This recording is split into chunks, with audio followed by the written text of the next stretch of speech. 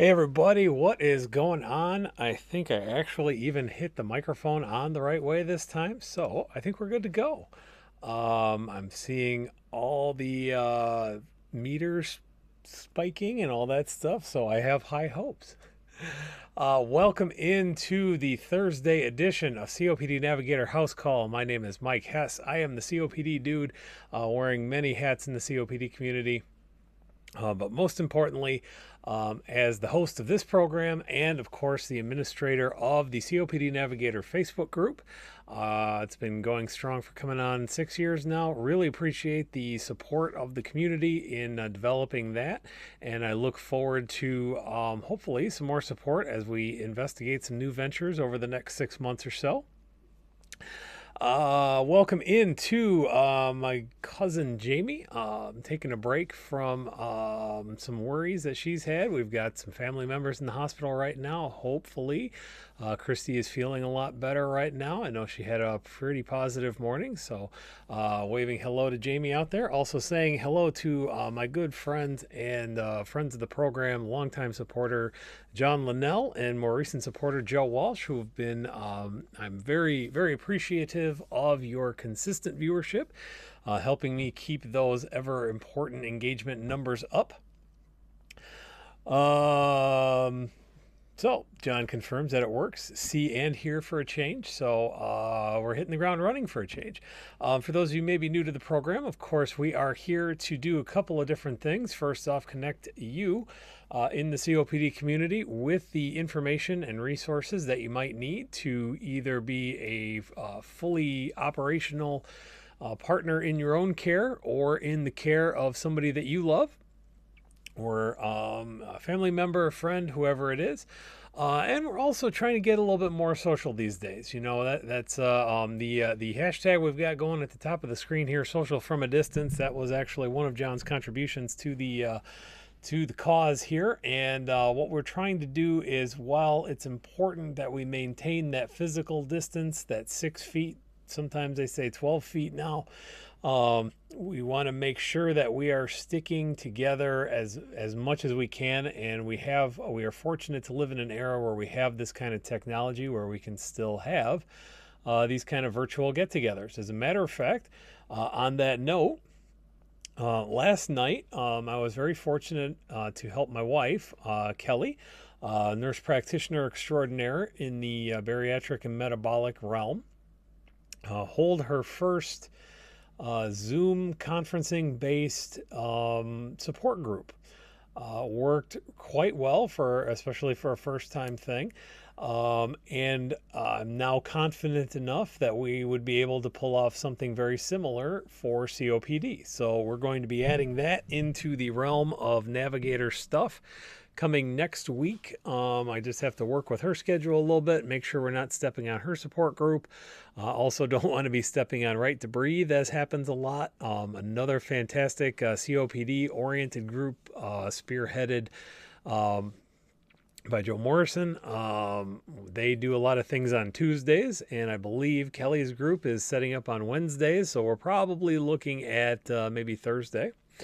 Hopefully we'll have a little bit more experience by then too. Tonight I'll be hosting a respiratory therapy social gathering virtually.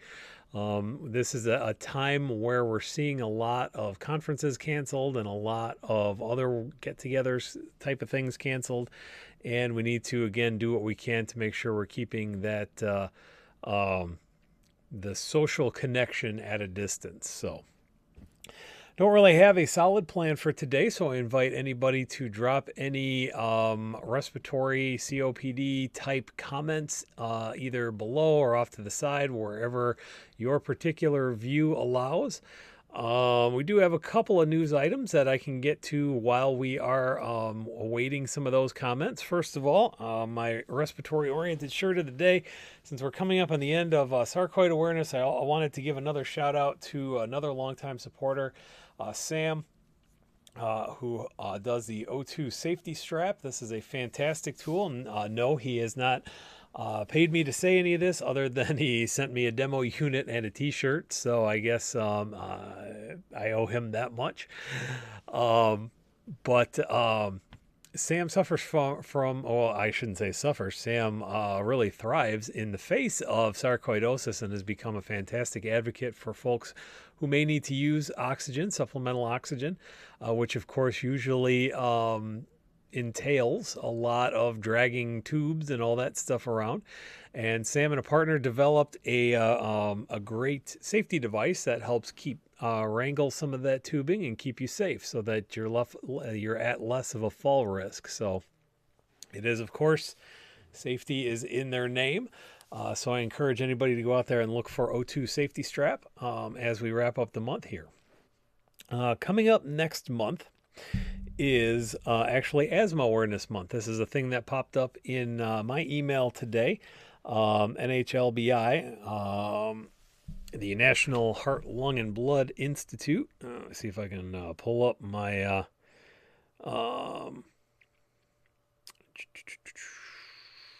let me see if I can pull up my email again.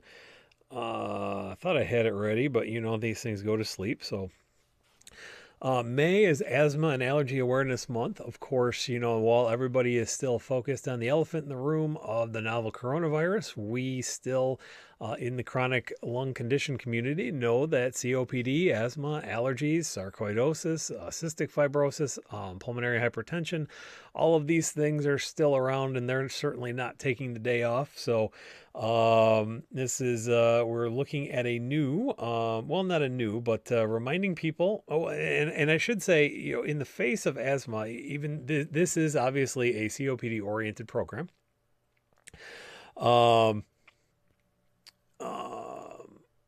Diana, I'm going to get to your question in just a second. I just want to keep this train of thought going. So I want to, and also keep my view numbers up. So just hang on 1 second. No. Many people with COPD also have some degree of what we might consider an asthma-like condition. There's been tremendous discussion over the last few years about what is asthma, what is COPD, what is the asthma-COPD overlap? Is there an overlap, or is it just chronic asthma or chronic obstructed asthma? The waves, like many things in medicine, there's not a really good definitive answer, and it kind of oscillates back and forth to different things. So even though this is technically a asthma awareness month, this is still going to benefit a whole lot of people with COPD.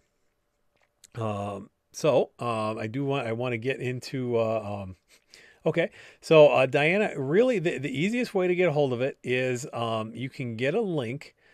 You can share. The easiest way to do it is to go on Facebook, Twitter, or YouTube and search for COPD Navigator. And you will find in any of those places, you'll find a profile that has this little lighthouse guy right here. That's like the official Navigator logo, because we're trying to get people to breathe lightly. And we're trying to get people to realize that there's somebody out there there are people out there, it's certainly not just me, but there are people out there who want to help guide the way toward better care. So the easiest way is to go to any of those places and search for COPD Navigator. A lot of these things are also, you can share this video either from the COPD Navigator page or from the YouTube page or in the watch party here, although I've been seeing some difficulties with that lately. But there are a lot of different ways to share this information, and I greatly appreciate you doing that because anytime anybody likes and shares and subscribes to YouTube or Facebook or Twitter, that's, again, I made a joke about this before, but that's better engagement numbers, and that helps me reach more people and help more people, and that in turn helps us all advocate more effectively together. So on the note of advocacy, that takes us back into this National Allergy and Asthma Awareness Month. What you can do is, and I'm going to see if I can pull this up real quick. I've gotten fairly good at doing the whole screen capture kind of thing. So we're going to, let's see, it's NHLBI. And if anybody is interested in the link itself, I'm happy to, once I get it pulled up here, I will actually drop that into the various feeds we've got here. nhlbi.nih.gov/LMBB asthma. LMBB asthma. So what we'll do now, site can't be reached.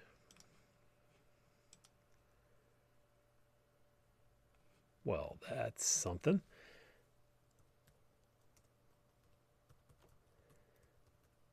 NHLBI.nih.gov. Uh-oh. I am mildly concerned that I'm about to lose my internet connection. Nope. COPD Foundation comes right up. So what is the deal with NIH? Has somebody hacked the government? NHLBI.nih.gov has no domain server. So that's weird.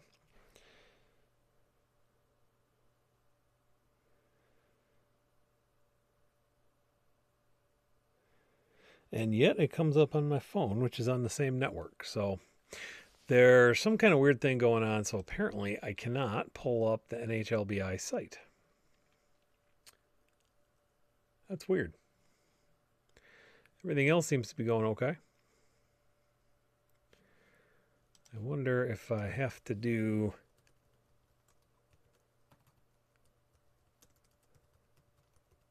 the wonders of live media, ladies and gentlemen. Nope, that didn't work either. So for some reason, the NHLBI site is down, but that means I can probably at least get something big enough to show you on my other computer here, because it is coming up on my phone. So that means that the site does exist. It's just something goofy in the network hardware somewhere for some reason. So let's see what we've got here. nhlbi.nih.gov/lmbb-asthma. Well, that's not working there either. That's really strange.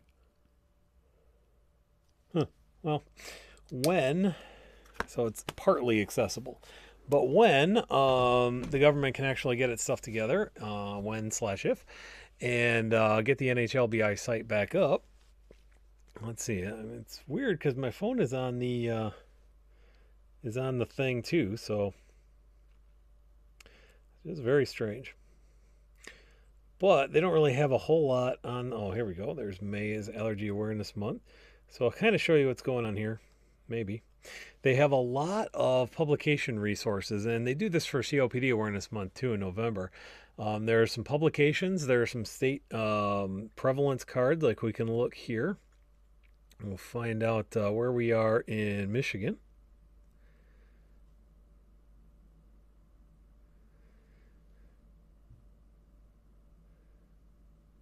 Maybe.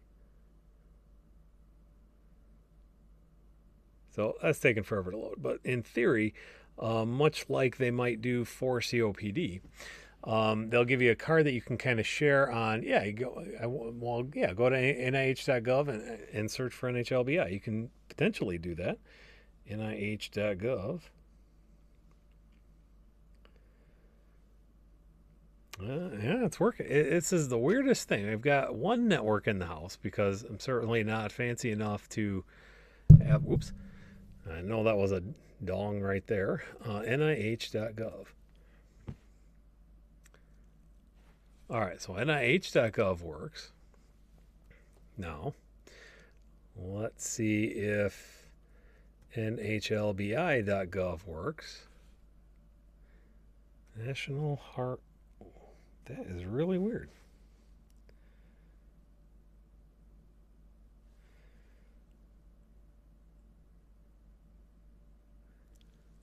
Yeah. Really weird.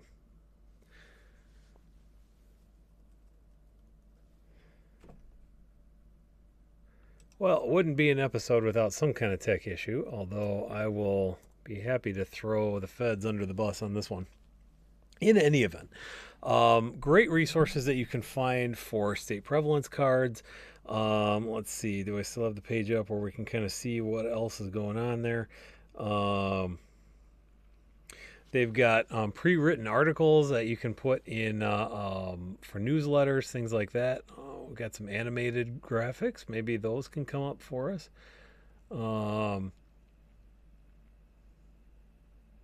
maybe not. I suspect this stuff will be better accessible tomorrow when it is actually Awareness Month. I'm hopeful anyway, because it seems like the site is kind of broken right now. But and also this is a good preparation for what we're going to see for COPD Awareness Month, because very similar teams work on the asthma awareness stuff as the COPD stuff, and we should be seeing some more of that stuff coming out in November. So that is what's going on there. Let's see what else we got going on.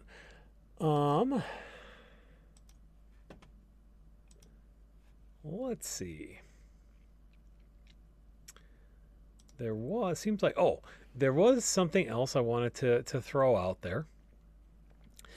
And this is actually regards to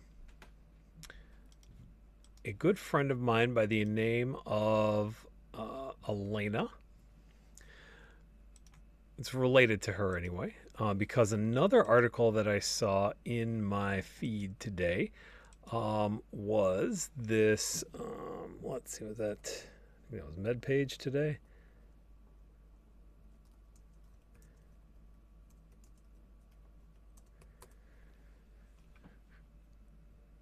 Yeah. So there's this article, and this one should load just fine. Yep. Here we go.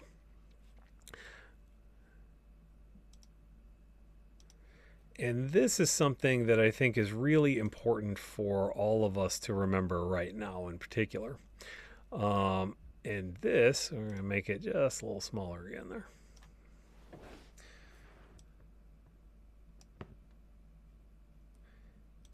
There we go. So this is apparently the state motto of South Carolina, but this is also where my friend's connection comes into it. Elena is an artist here in Kalamazoo, and last year she created a sculpture for our Michigan Society for Respiratory Care called Doom Spiro Sparrow, and as represented in this little picture right here. What this is, and the first line of this article says, physicians understand there's healing power and hope. We certainly understand the importance of mental health, and we recognize that many very good drugs have significant placebo effect. All of this is true, and it says, in a way, placebo is also about hope. And so while we are in the midst of this pandemic and in the midst of trying to raise awareness for stuff like COPD and asthma and all of these things, while we're trying to draw attention to all this stuff, it can get very disheartening, because it seems like nobody wants to listen about to how important COPD is, or we don't know what to listen to, whether we should be giving up all hope in the pandemic, or whether everybody is overreacted and it's that we've caused disaster, we've brought extra disaster on ourselves.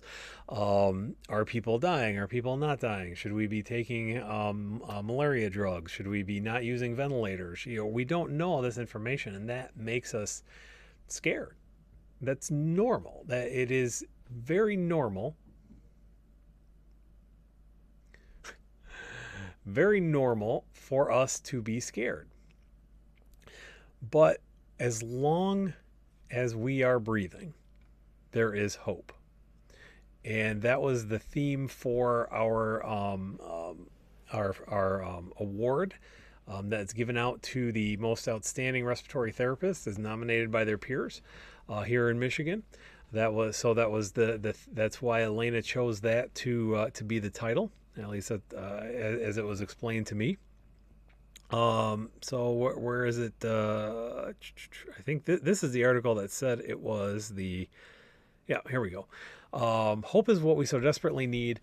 We have this wonderful state motto in South Carolina, Doom Spiro Sparrow. While I breathe, I hope. It is a motto more relevant now more than ever because, in truth, hope matters more than we possibly imagine. Physicians and medical experts know it, parents know it, officials should certainly remember it. It has always been part and parcel of the work of leaders to help hope triumph over despair in times of hardship. And again, this article is not my words. This is Dr. Edwin Leap, published on MedPage Today.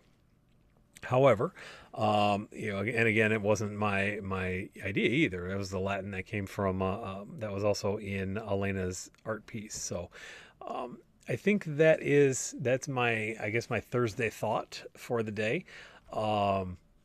We really need to make sure that we are keeping the hope alive. We need to make sure that we are remaining optimistic. We need to make sure that we are remaining social. We need to be supporting each other in this time. And we're seeing a lot of division. And this is happening in virtually every circle. This is happening in, of course, political circles. We live in a very divided time right now. This is happening in professional circles. We have groups that are trying to splinter off into other groups. This is happening in healthcare in general. We've got certain groups that are, do we listen to public health? Who do we listen to? What's going on? These are all issues that we have to face. And again, it's just important, more so now than ever, to kind of maintain our hope, maintain our social connections, and maintain the optimism that gets us through the day. Because I'll tell you, this is going to sound really cheesy. This is going to sound arguably even a little bit silly, but this has been a very gray day. This has been the epitome day.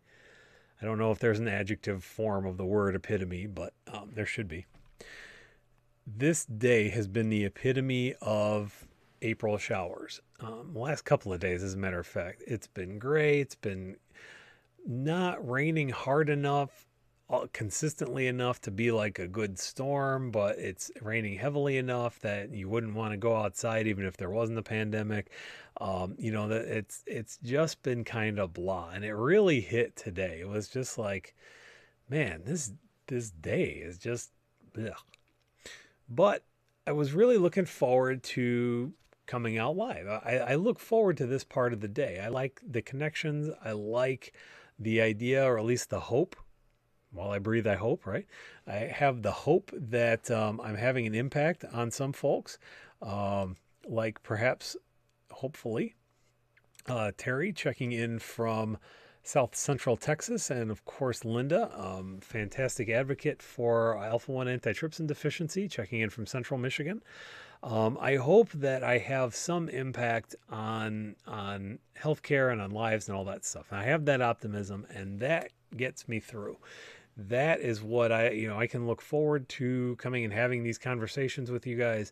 I can look forward to hopefully making some kind of contribution to healthcare, even on days where I'm buried in prior authorizations and I can't get the paperwork and nobody wants to listen. And then I see arguments everywhere. And what are we going to do? And are we going to open? Or, then we start thinking that, okay, maybe we're flattening things a bit. And then we see that I was reading an article from Germany, or that was saying in Germany, they started opening up and they started seeing spikes again. And Spain is kind of on the edge of that, in France. And that's why, I like to shout out my wife as much as I can. And that's why one of the things that she keeps prescribing people essentially in her virtual visits is to kind of limit the amount of news that you take in, and negative social media, negative media in general, all that stuff, because that's the stuff that kind of leeches hope. It just kind of sucks that away from you. And then what are we doing if we don't have hope? We've got to maintain that level of hope and optimism. So hopefully, I get to a point where all of you are looking forward to this as much as I do, and we can help each other get through the day. So take a quick look around here and see if see what we've got going on. See if there are any comments that I can respond to. And again, this is a time for all kinds of stuff. This is questions about respiratory stuff. This is sharing success stories, sharing strategies of how you're getting through quarantine and isolation and all that stuff. These are great times, or this is your time to share what it is that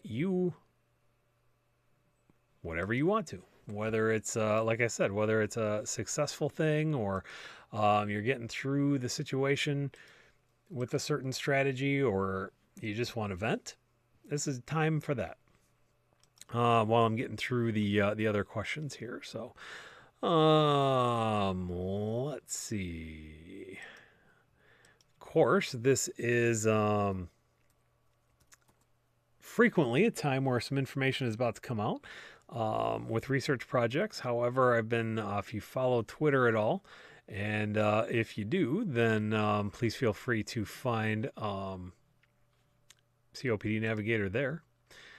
So we go to COPD news today, and we got a couple of new things that definitely want to highlight. First of all, let's see. This seems like a new. When was this published? So we've got a new article that came out in the American Journal of Respiratory and Critical Care Medicine. So this is a fantastic article. This did come out about 6 weeks ago, so I think we may have talked about this before.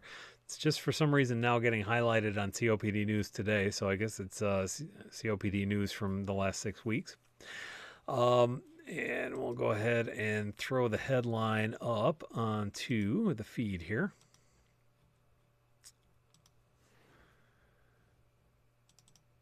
So we've got this triple combo therapy reduces all-cause mortality in COPD. We'll take a look down. Like I said, this comes from the Blue Journal. The IMPACT trial demonstrated a significant reduction in all-cause mortality with triple therapy, particularly with fluticasone furoate, umeclidinium, and vilanterol versus just the umeclidinium and the vilanterol. That would be the LAMA and the LABA combination in patients with COPD at risk for future exacerbations. So we looked at, okay, so we've got roughly 10,000 people, and it did seem to have a significant reduction in, let's see if I can find, well, it's just the abstract published right now, I guess. But what this is telling us is that, now if I'm not mistaken, umeclidinium, fluticasone, and vilanterol is our friend Allergy right here. So we've got all three triple therapies in one inhaler. Now, the base takeaway here is that's good. The questions that I would start to have are, what are our confounding factors? And this is what, anytime you see good information coming out, you always want to make sure that you're not too enthusiastic about it, because you can get a little bit, made sure to put that apparently right. Guess I should actually look at my preview when I'm trying to, so Trelegy down here in the corner. That's it in the corner.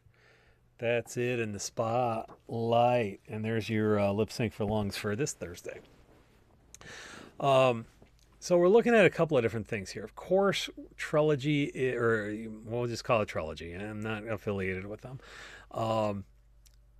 Good combination of medications. It's got good results in the past. One of the things that I would be curious about is we've talked a couple of times, even in the last I believe in the last week even, about how inhaler device matters, device selection and technique and training and all that stuff, how that matters. And that is, of course, something I am very passionate about. And so we've got a couple of other things that we would want to look at here too. Is it the combination of these three medications? Is that the answer? GSK is going to tell you, yeah, absolutely, because that's our drug. Is it the fact that you're taking them all at one time. We talked just in the last couple of days about how if you have, I think this was in the new ATS guidelines, as a matter of fact, you've got to reduce the number of different kinds of inhalers you have. So instead of having a meter dose inhaler and a meter dose inhaler and a dry powder inhaler, you just have the dry powder inhaler. That's the benefit of using it in the Ellipta, is that you have that kind of thing. You have that one dose. This particular combination is dosed one time a day. So is it the frequency? Is it the molecule? Is it the technique? There is another one. I'm trying to remember what they call it. It's Symbicort plus Alama. In a meter dose inhaler that's available in Japan right now. Is that going to be as effective? I think you have to take that one twice a day. So, if we do a head-to-head with that triple therapy and this triple therapy, are we going to get the same results? Is it going to make the same, are we going to have the same results? So, I said that twice. But those are, when you're looking at new studies coming out, those are the things that that we certainly as clinicians should be thinking about. And it can be very helpful from the consumer side of things to think about, well, okay, we're going, we've got this news, and is it oversimplified, all that stuff. I'm looking at doing that on talking about that a little bit more in an upcoming episode of my Potato Cast podcast. The difference between healthcare research and healthcare reporting. Because publication in a journal with peer review and all that stuff is one thing, but then it's like playing telephone by the time you get it down into, past the press release and the reporters and the editors and the writers and all that stuff. Sometimes the right takeaways aren't transferred. So there's that. Like I said, in general, very good news. I don't want to be a negative Nelly. I would like to know more information about whether, when we're saying that, okay, triple therapy works, that's great, but does it work for everybody? Does it work with these molecules? We've got a lot of confounding factors. And so Shar checks in from Canada, from Western Canada, if I remember correctly. So good afternoon, Shar. Still a couple hours behind here. The problem with Brio and Cruise causes my heart to race. I have no idea if one dose of Trilogy would cut down the heart rate. I would say that's unlikely because, let's see, did I turn the yep. Okay, so if we look at Brio, which is, Brio. Brio has the two bronchodilators. The anticholinergic in there, which is, Brio has a steroid and the Volanterol. So it's got one bronchodilator and one steroid. The fluticasone probably is not what's making your heart rate heart race. It's probably the Volanterol, because that is your beta agonist bronchodilator, your long-acting beta agonist, your LABA, which is basically, it's kind of like an evolution of albuterol, which in and of itself is an evolution of adrenaline. We've refined a lot of these molecules so that they only hit the receptors in the lungs, because while there are two different chemical paths in your body, there are slightly different receptors, like in your lungs and in your heart. We call them beta 1, beta 2, and we have a couple other names. Similarly with the anticholinergics, we can mix them up a little bit so that they only hit certain systems. However, some people have different distributions of those receptors, and if you have too many of those particular beta receptors in your heart, you're going to get that heart rate increase. So Brio is probably the Volanterol part is probably what's making your heart race.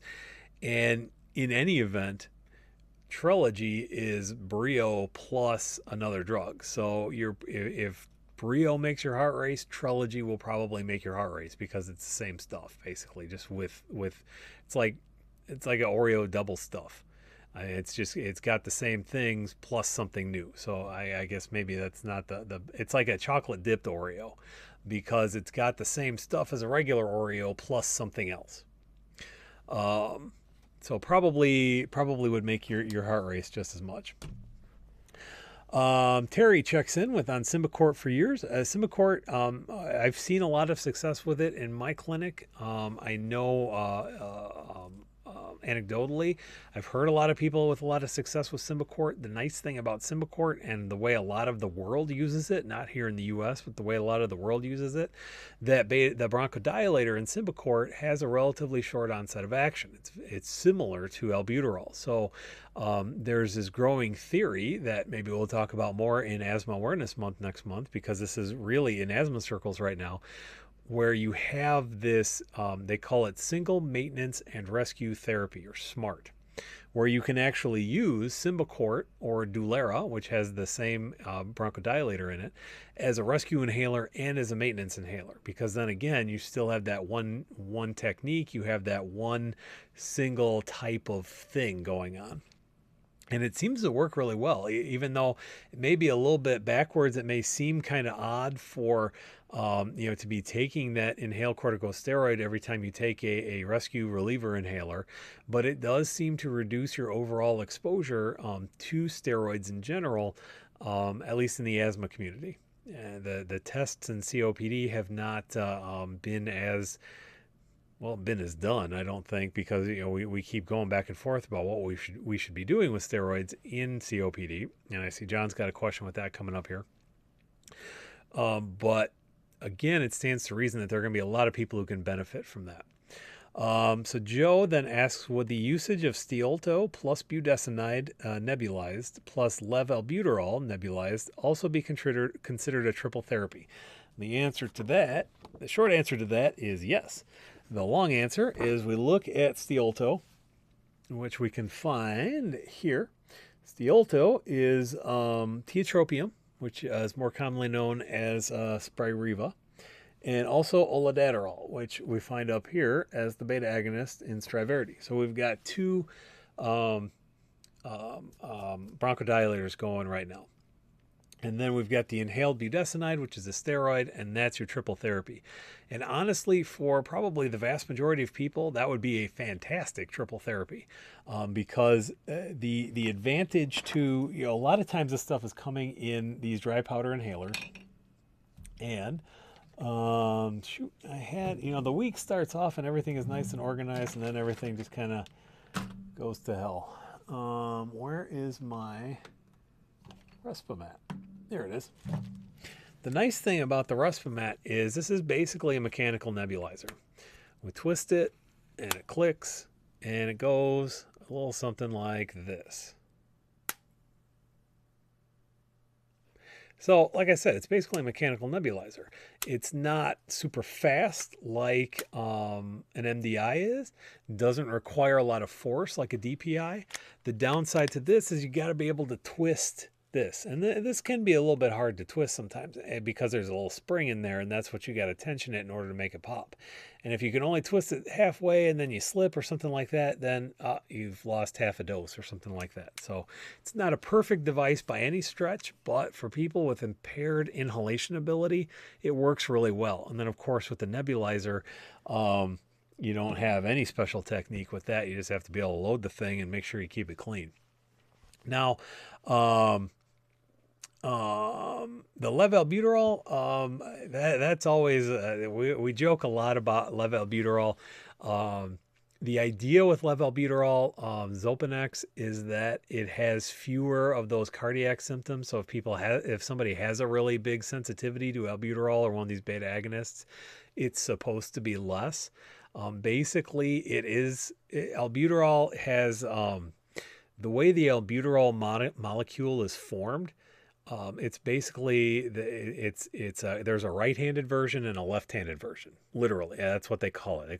You can look up the idea of chirality, and you can get into all kinds of chemistry stuff.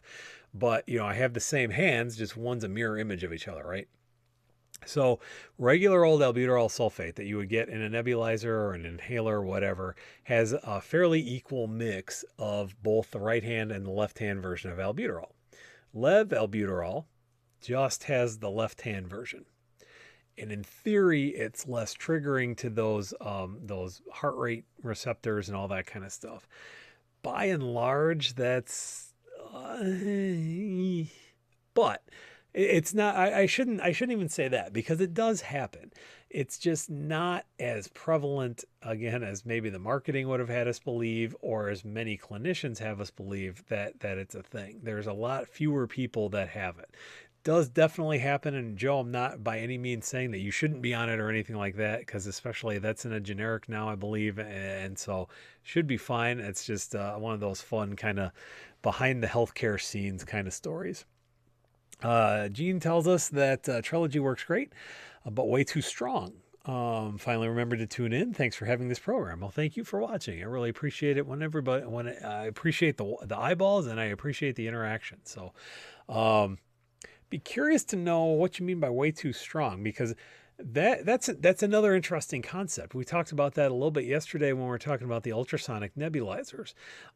When you have a more efficient delivery system than maybe what it was tested with, then you might be getting more of the accepted dose. And, again, these have a pretty wide safety margin, but you may still get some other effects for it. So, there are certain people that, the usual dose of the MDI albuterol is 2 puffs, right?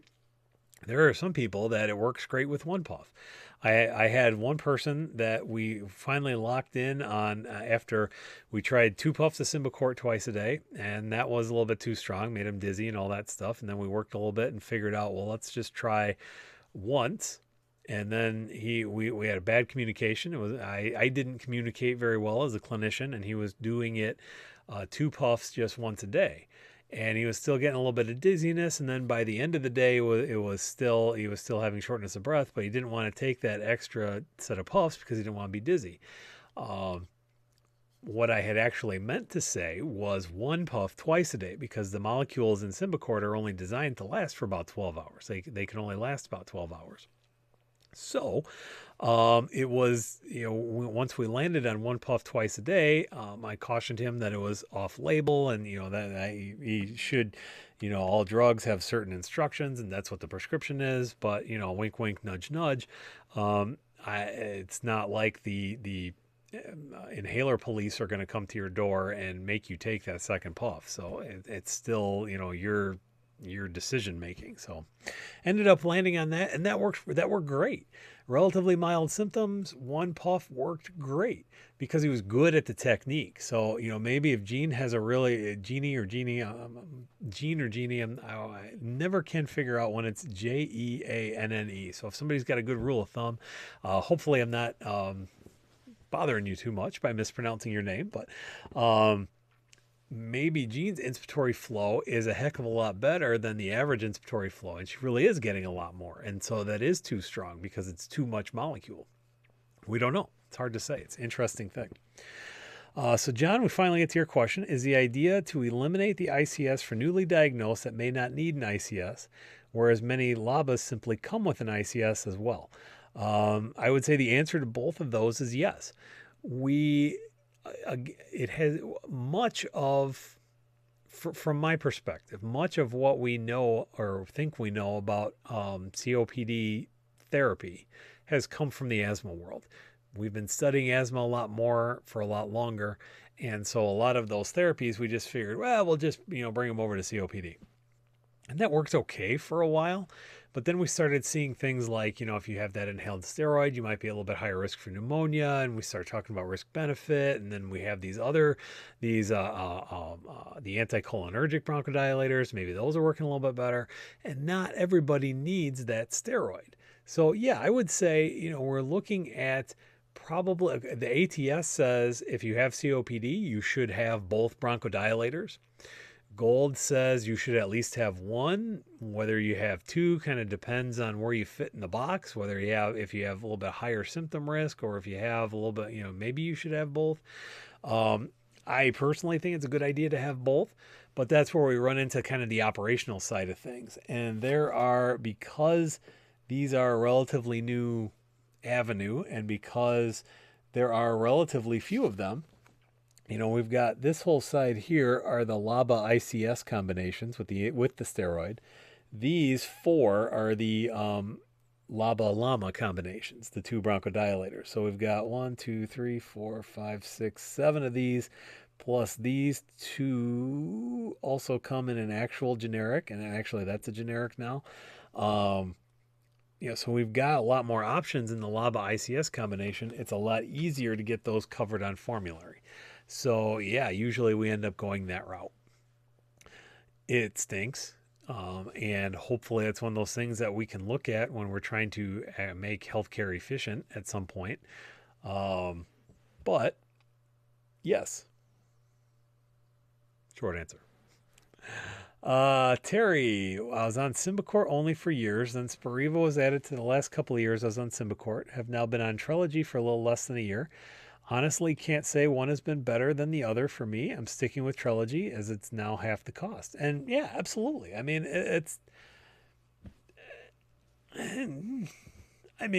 the ideal, in theory, every one of these is going to work the same.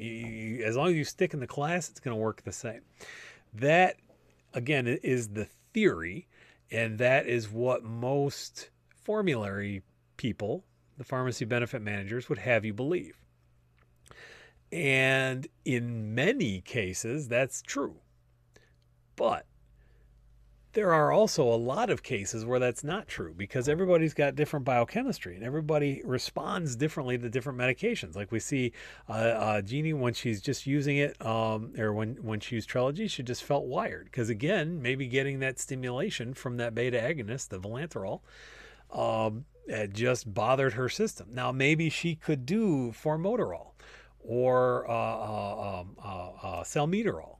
Maybe she could do another LABA and not have that same effect just because it didn't trigger her system enough. Just like, you talk about people who can hold their liquor or sometimes people have different allergies, or, sometimes people can be in the sun longer. I mean, everybody responds differently to different stimuli. And one size doesn't necessarily fit all. And that's been the biggest debate in healthcare, in my perspective anyway, to get that done. Terry, stick with what works for you, man. Or stick with what works for you. Shar says trying the Symbicort device, could get the hang of it. Cool. Yeah, I mean, these things,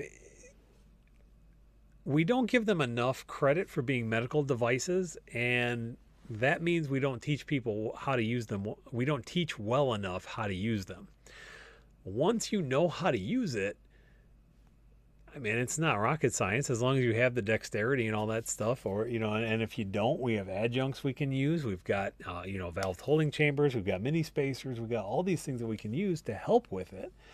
But yeah, I mean, they're not, as long as you're taught how to use it, that's great. Anybody can get the hang of it. Anybody who's physically capable can get the hang of it. The trick is making sure that we help policymakers understand that not everybody can get the hang of it, and help those folks accordingly. So some great questions today. We've probably got about another 10 minutes or so that we can get some questions going here. Let's see what else we got. We got anything? What's out there? Let's see, who's got some questions going on. Let's see. We've got the other news item I wanted to get to while you're coming up with some other questions, and we'll pop this back up on the display here.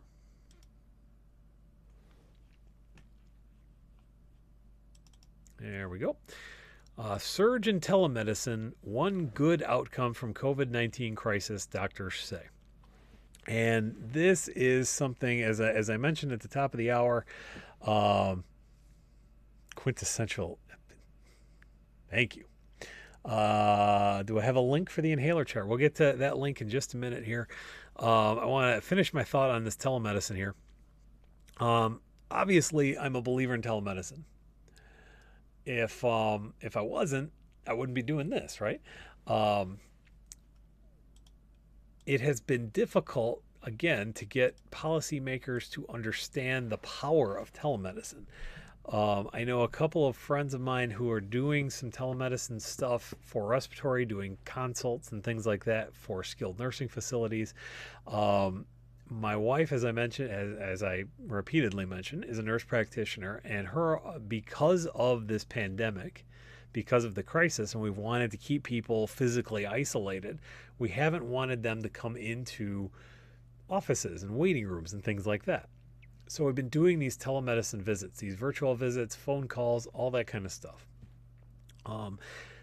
And the payment for that historically hasn't been great, but we're finding that it's very practical and it's actually preferable in a lot of cases. As another healthcare provider, I have heard some of the discussions on some of these calls, and a lot of people are saying, yeah, I really appreciate this. I live 45 minutes away and it's difficult for me to get enough time to come in.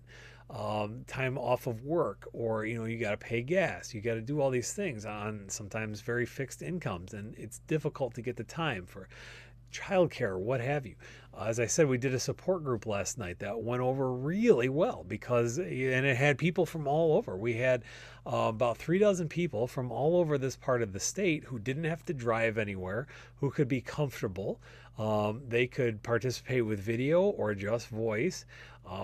They could interact with others on the path. Again, that's why we're going to be doing this in next week. We're going to set something up next week, and for if you're following the COPD Navigator Facebook page, make sure if you're not, make sure that you are, because we'll be tweeting out some of that information and registration. If we'll probably do some form of registration just to keep out the trolls and all that stuff. But that's why we're going to be doing that, because this is the model of the future. Doesn't have to be, again, because we've got it just like with an inhaler. It's the right tool for the right job, and some people really prefer to have in-person visits. For certain cases, in-person visits are far more appropriate. If you are coming to me for the first time, I'm going to want to do spirometry with you. It is difficult, although not impossible, for me to do something like send this to you and watch you blow in it. Okay, and then have you send it back. Again, not impossible. We do that for sleep studies and things like that sometimes, but it's more difficult. Plus, not everybody's going to respond well. Not everybody has consistent access to the internet, or they have technological barriers. But this is a great tool to make things more efficient for many people, and this should be a big part of the future going forward. So that's my take on it. What they're saying in the article here that came out a couple of days ago. Few silver linings. So this is a neurologist from Cleveland Clinic, specializing in neuromuscular disorders like Parkinson's, muscular dystrophy, myasthenia gravis, ALS, that sort of thing. People are going to want more telehealth. They're going to want it to continue to be part of their medical care. And this is I don't know how well you can see it on the display, but it's the doctor's house call 21st century style. That sums it up right there. Again, you don't have to leave the house. You can be comfortable. As a clinician, I can do a lot of the things. I can watch you cough. I can talk to you about quitting smoking. I can see what your environment looks like to see if you have fall risks or if you have pets. Maybe, we need to talk about allergen triggers, stuff like that. Telehealth is a big deal going forward. So from the patient perspective, I will continue to use telemedicine as I did before as a tool for when it is harmful for me to go in, or I'm unable to physically go in to see my physician. So here's a great example for COPD. How many times have you started to feel a flare coming on, an exacerbation? And it's coming because you know your body. And you call the office and you say, well, I think I'm getting sick. And then it's like, well, you got to come in, because in order to give you antibiotics, steroids, we got to have you come in, or you can go to the ER and you can get the chest x-ray, you can do all that stuff. If we had telehealth, when we have more accessible telehealth for everybody, you can call the office and say, hey, can I get a televisit for an evaluation? I think I'm getting sick. And again, I can watch you breathe. I can watch you cough. I can have you check your temperature. Most people have a thermometer, or they're easy enough that we in a clinic could provide that for you. Take your temperature. It wouldn't be terribly difficult there are devices out there that can measure your FEV1, that measure your peak flow. We do that all the time in asthma. There are devices that we can have you blow into and then either get that data through a Bluetooth connection or an internet connection, or have you hold it up to the screen. A lot of people have their own pulse oximeter, which is, and again, I can have you, I can knock stuff over. I can have you say, okay, go grab your oximeter and put it on your hand for a minute while I watch you breathe.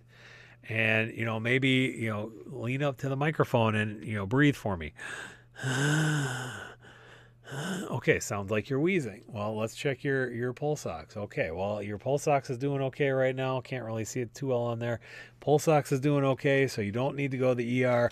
I'm going to call in a prescription for X, Y, and Z. Some of these pharmacies deliver now, so maybe you can get that. Oops, sorry about that. You can get that delivered, or have your friend, neighbor, grandson, son, daughter, whoever, pick that up for you, and you just get started on your regimen. And I want to talk to you in 2 days. Give this 48 hours to work, and then we'll do another video visit and all that stuff. And then now you don't have to go to the ER. You don't have to sit in the waiting room. You don't have to pack up your oxygen. You don't have to the last thing you want to do when you're sick is drag yourself into the car, into an office, right? That's the power of telehealth, and that's where this stuff is going, I believe. So Elena points out my question earlier, the adjective form of epitome is quintessential. Thank you, Elena. And a doom Spiro to you. Do you have a link for the inhaler chart? Kim asks. And hello, Kim. Another one of our outstanding advocates in the local area. So this chart, you can find them online. The most appropriate thing for me to say is to purchase one from the Allergy and Asthma Network. If you really want one. Let's see, Allergy and Asthma Network. AAN does some fantastic work out there. I will show you inhaler poster. I'll pull up, again, you can search for these things and find them easy enough online. Just by searching for Asthma Allergy Network inhaler poster. You can see there are a couple of different kinds, all that, you can print them out, you can do all that kind of stuff. I will say that this is certainly I don't know why you would want a poster of somebody taking an inhaler, but okay. This is certainly a worthwhile organization to support, and the posters are not terribly expensive. We can go to the online store here. If you are really dying to have your own poster, you can, of course, get bulk pricing or anything like that. We can go down here. The other thing, I would, they're not always great for like consumer use, just because they need to be updated pretty regularly. So, Respiratory Treatments English version 8.5 by 11, updated November 2019, is $3. And then I'm sure there's some kind of nominal shipping cost. And that's this inhaler, or this poster that you see right here. There's also the wall size poster that is, I believe, $5. There's a couple of different formats of that. So my number one top advice would be to head over to, I'll even post a link here. And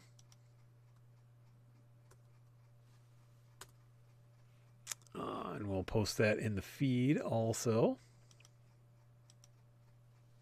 Hopefully you don't have to die to get a poster.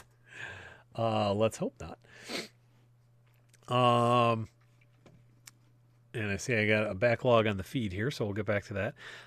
Check them out, or otherwise, if you really feel that that's not something that's doable, they're easily searchable online, and you can print those out. Worst case, I have some extras, and I'm not afraid to share them. So get a hold of me, and I can get you one. Worst case. Sean checking in, another awesome nurse practitioner from Kalamazoo. Work does sometimes get in the way of life. However, while we cannot start from the beginning, these are always available as archives on Facebook and YouTube. Trying to grow that YouTube channel, a little over 200 subscribers now. Trying to get to 1,000 would be fantastic. We'll have a party when we hit 1,000. Party of some kind.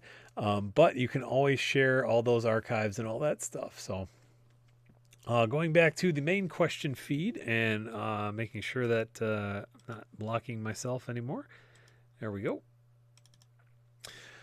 Always a tough balance between big enough to see and small enough to not take up the whole screen. But John asks a rule of thumb as to who needs an ICS, perhaps those more of chronic bronchitis component to their COPD. So Gold has some guidelines for that, and they involve blood testing and things, eosinophil counts and things like that. I believe that the current idea is, I can't remember if it's 150 or 300 because there's been some waffling on that. As a general rule of thumb, if you are, peer-to-peer counseling, that kind of thing, when you have more coughing, more mucus production, more bringing stuff up, and more exacerbations, I use either one of those criteria. Just again, if I don't have blood testing, and that can be kind of onerous for people sometimes. Good rule of thumb is, this is the more chronic bronchitis stuff. Those are generally your symptoms of inflammation, the cough, the mucus, all that stuff. So as a general rule, yes, that is the thing. And I'm going to have to circle back around for a second because we just had an internal server error on the unified feed there. So 1 second while I get back out to, I think all these questions were coming in from the YouTube page or the Facebook page. So we're going to hop over there real quick. General rule of thumb, we're going to be looking at some of that stuff. Come on. Scroll faster. There we go. Shar did mention, this seems to be a theme lately. I know we had somebody coming in from Texas that was mentioning something very similar. Oftentimes, clinicians who don't specialize in this sort of thing, and sometimes even some that do, treat you like an idiot, as Shar says, which is unfortunate. Shar also says, I hate seeing a different doctor. Just saw the walk-in doc, didn't know history. I do.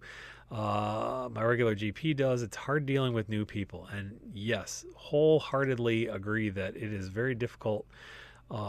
We do not, as good as a lot of the telehealth stuff is and everything else, a lot of the electronic medical records and things like that, they're fantastic, but they don't talk to each other. And so it makes it very difficult to share that information if you have to go to an urgent care or if you're outside the network or anything like that. So, Shar, I 100% agree with you, and I'm sorry that your clinician made you feel like an idiot. That's not good. Genie. Okay, so thank you. All nebulized meds now for cost savings start with ipratropium, budesonide, and Pulmicort. So, I would want to do a little bit of clarification there because budesonide and Pulmicort are the same thing. Pulmicort is the brand name for the budesonide molecule. So hopefully not doing both of those thinking that they're two different meds because those are the same. I would also, the ipratropium is great. That's our old friend Atrovent that's been on the market for a long time now. But the concern I would have there is that is really still more of a reliever thing. That's designed to be taken every 4 to 6 hours. It's very similar. It's the anticholinergic version of albuterol. So you're still, other than the steroid there's still not a lot of long-term action there. So I would be looking for In a nebulizer, your LABA options would be Performist and what's the other one? Brovana. You're not on a beta right now, it looks like, which is also a little bit odd. Again, from a strictly clinical standpoint, I know talking about cost and all that stuff is a whole other ballgame, but talking about looking at some of the other meds here. Oh, the llamas, the things that would kind of replace might be able to act a little bit longer than ibuprofen. That would be your Upelri and your Lonhala. So I would be interested, were I your clinician, of course this is not medical advice, but if you were my clinician, I would be tempted to play around with you a little bit to see what can be economically feasible as well as clinically optimized. So yeah, let's see. So that is that. And yeah, trying to figure out that timing, that can be. So Shar brings up a good point that I want to highlight, try to highlight whenever possible. But when you are doing particularly this, Brovana and Pulmicort. Okay, so there we go. Perfect. There we go. That's your LABA ICS combination right there. We were just talking about that. So when you have this kind of inhaler, it can be very difficult to do that puff, to get that. This comes out really fast. Let's see if I can. We'll pull up the preview again here, and see. It worked really well when I did the Respimat. We'll see if I can do this. So you can kind of see it. Get it against the beer, or here, we'll do it against the. So yeah, you can kind of see it puffing out there. Comes out really fast. So it is difficult to get that coordination done, as Shar points out. That's why we have stuff like this, these valved holding chambers, that in a perfect world you would be using every time you use one of these, because this helps keep, this is difficult to see, but you can keep, it helps keep it in suspension until you're ready to inhale it. So it can be really good when you have that difficulty in coordinating. Of course, it is somewhat cumbersome to be carrying around. And I don't think I have any of my mini spacers around, but sometimes it can be effective to just have a small spacer that kind of goes on the end like this, and that can be a good deal too. I don't generally recommend the improv things like toilet paper or things like that, and I definitely don't recommend a very popular thing is to take the end off of nebulizer thing, and I really don't recommend this, because there's just, first of all, it doesn't fit real well, and there's a lot of nooks and crannies for the spray to kind of get caught in. You can see most of it still comes through okay, but it's just not the best, in my opinion. Sometimes you got to do what you got to do, but I would not recommend that. So Respimat with chamber or without? That is an excellent question, and that is when I really wish I had one of my little mini spacers, which I thought I had. Maybe, where's my other bag here? I thought I had grabbed a couple of these. A bag of goodies. I do have one. I'll highlight, speaking of Llama Lava, this is a bag, my daughter designed the pony. She's a big fan, of course, of My Little Pony, and she made us a special custom version for with the pinwheel to represent COPD, and this is Llama Lava. So we've got this little gadget, as Sean can attest here. This is the mini spacer. This particular one is called an inflow cone. I like it. Again, it's not as effective as this, clearly. It doesn't have the coatings that this doesn't have the valves that this does, but this fits in your pocket. And the best tool is the tool you're going to use. Just like C. Everett Koop used to say, medications don't work unless you use them. Tools don't work unless you use them and use them correctly. This will fit real nice with your rescue inhaler. So this is that little mini spacer I was talking about. So to Joe's question, the Respimat with chamber or without? Without this, But if you happen to be able to find one of these, and they can be tough because they're usually only sold to clinicians, and a lot of clinicians don't even know about them, unfortunately, this does really work well, because that goes on right at the end there and helps with coordination, particularly when you are first starting with this. I've run this through my reps in the area, and they concur with me. I've passed it up the food chain a little bit. I've gotten to know some of the next level people at Boehringer Ingelheim that makes this thing, and it works pretty well because, and this is unscripted, and I'm not gonna try and. This is totally reflex. Sometimes I can do it, sometimes I can't.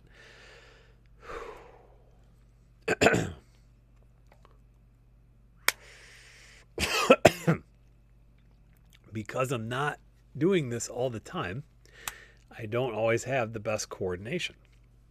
And try it again.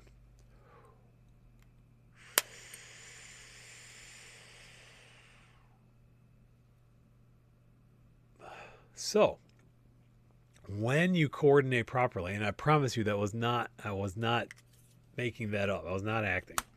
When you have less optimal coordination, having this extra time can help.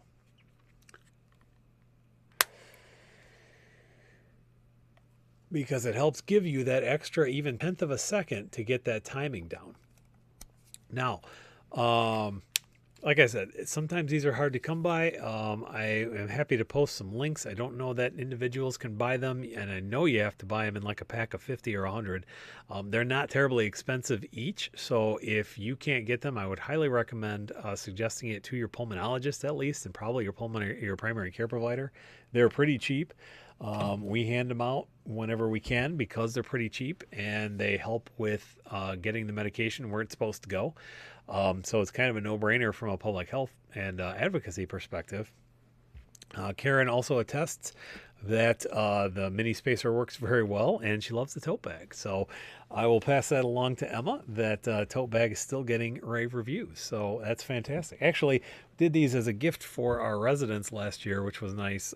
It was the class of residents that had started at my facility when I did, so kind of grew up together with them, and that was fun. So Joe, I hope that answers your question about Respimat with or without the spacer. If you have a mini one, then by all means it can help. If you have a big one, don't do that. And Karen wants to clarify, I hope you're using an inhaler that contains a placebo.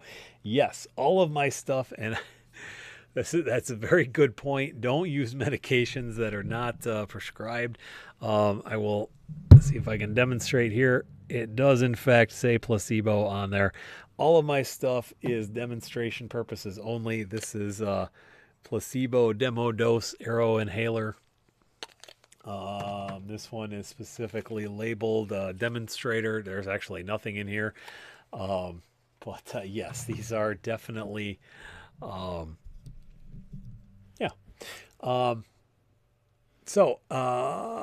John, I never heard of using a spacer with the Respimat. So, again, it's one of those things that unless it's the right time and the right place. I happen to be a big fan of these. I happen to notice that they do have a little bit of stuff out there, and I see it. That's weird. Diana found my page, but